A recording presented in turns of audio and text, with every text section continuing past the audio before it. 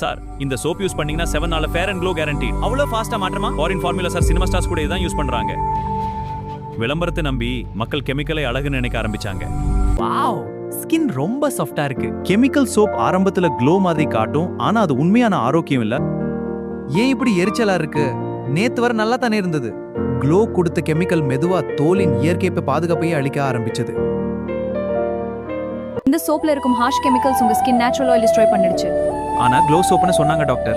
அது க்ளோ இல்ல, chemical coating. அழக விட்டவர்கள் ஆரோக்கியத்தை கெடுத்தத சொல்ல.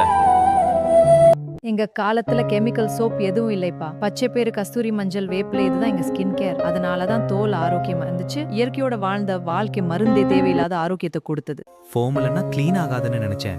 ஃபோம் அதிகனா சுத்தம் அதிக அர்த்தம் இல்லப்பா. இருக்கதான் உடம்பை பாதுகாக்கும். செயற்கை க்ளோ மறந்தது, ஆரோக்கியமான க்ளோ திரும்ப வந்தது. சீப் கெமிக்கல்ஸ், ஆர்டிஃபிஷியல் ஃப்ரேக்ரன்ஸ், அதுதான் பல சோப்களின் உண்மை.